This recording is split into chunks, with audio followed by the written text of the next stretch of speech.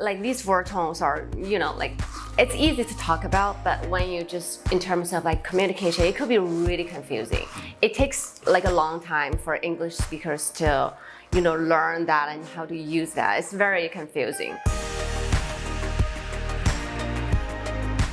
There are obviously very difficult things about English, and coming from a Mandarin background with a completely different writing system, what would you feel was the hardest aspect? I mean, there may be multiple hard aspects of learning English. The hardest aspect learning, for example, I feel, because I just mentioned consonants, right? Consonants is definitely something hard for me, and vowels. The vowels are also very different, because I feel like I think the tricky thing is like sometimes when you hear it, especially I came to the States as an adult, or like my brain already lost the ability to learn languages as a kid. So for me, I have to like listen really carefully about the vowels, because some vowels can be, similar to Mandarin, but after a period of time that I study it, I found it's actually really, really different. So, for example, like the dim sound, like O. Oh. But in Mandarin, we have something really similar, but it's actually very different, which is O. Okay. Do you find this? Yeah. But then in English, in American English, you have to, it's like O. Yeah. As opposed to O. Yeah. Right? So it's like when I just say go, it's same. Like it sounds very similar, but it's actually no. There's like something different. Yeah.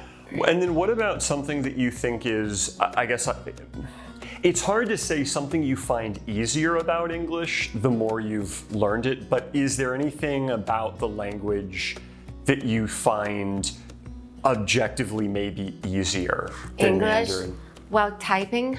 Yeah, okay. Yeah, when you want to chat people, when you want to typing, well, then, it just feels like a lot more easier, because English is just like letters, right. But in Chinese, you have the different system. You have to type it, and then you select which one you should use. So that's like very, the other like hard part that I forgot to mention is preposition. Okay. Prepositions, sometimes I got like, even many years after living in the States, I still got confused about when should I use in and when should I use at or on, it's kind of confusing for me. It's sometimes even confusing with some cases of English if you get like a really obscure verb or some kind of very specific case. Even sometimes English speakers aren't sure if it's like, do we use on or do we use in? So for like the phrase on the team or in the team. Right, yes. Right. Yeah, sometimes they can be like really specific in different phrase. Yeah, so that's kind of like, but I think all the languages have certain rules that you can't really explain. You just have to like memorize it. And actually about that memorizing, so from an English perspective, I always think of with Mandarin, the very difficult things are not the alphabet, but the character system, the logography. It's a logographic system, it's a logography.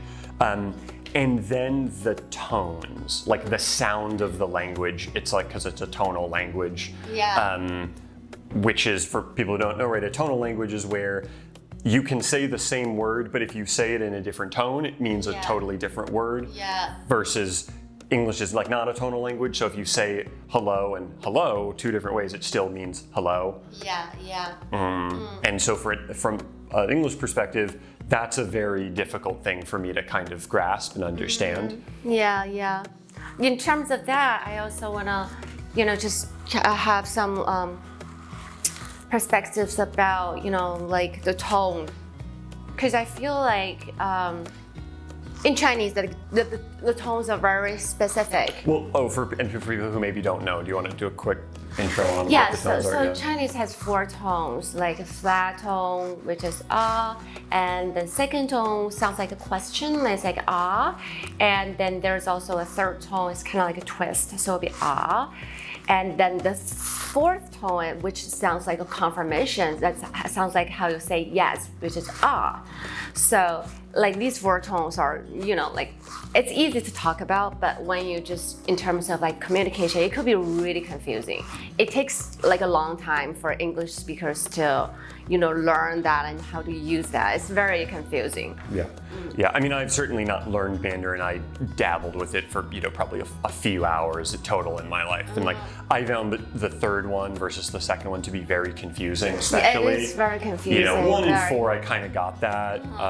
But, between 2 and 3, I always got really confused is about. really confusing because the third tone, it constantly changes. Sometimes it could change, depends on which character, the other character. So it kind of varies sometimes. That's why it's kind of confusing. Yeah.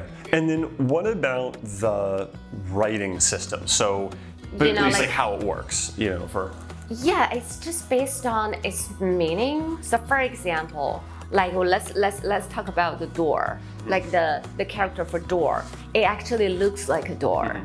And some other characters like a mountain, like how it's written, it actually just looks like a mountain. But in terms of I'm curious, like when you learn writing Mandarin, kind of how it works. Do you just have to kind of memorize every single character and how it looks, or sort of like with English, are there certain like patterns that come up again and again, and once you learn some of these patterns, it helps you know how to write things out? Yeah, totally. People call us like radicals. Okay. So basically, a lot of characters, especially for some like complex characters, they have different radicals. But you can repeatedly see different radicals, same radicals over and over again in different characters. So for example, let's just talk about different 2 characters. Let's talk about like the sun and the moon, right?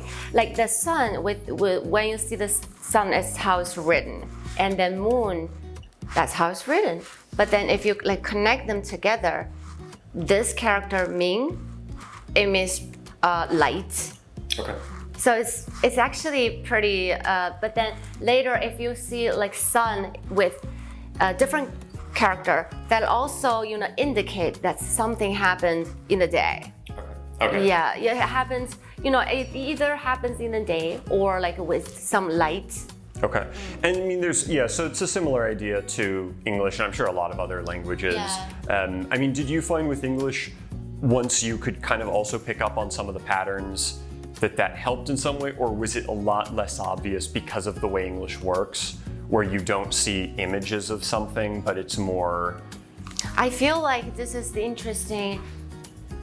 Honestly, I feel like English is totally opposite for me. Okay. I mean, I can only speak for me. I feel like English is more for the sound. It's more it's more like of a sound language. For example, like, let's say, I don't want to say like really the word that we discovered, but like let's say something like. I'm curious what that word is. I'll tell you later. Okay. Is it a 4-letter word? It's not a good word, so I don't want to talk about it. Well, we'll talk about it later. But okay. then this is like something just pop out in my mind. Let's talk about throat.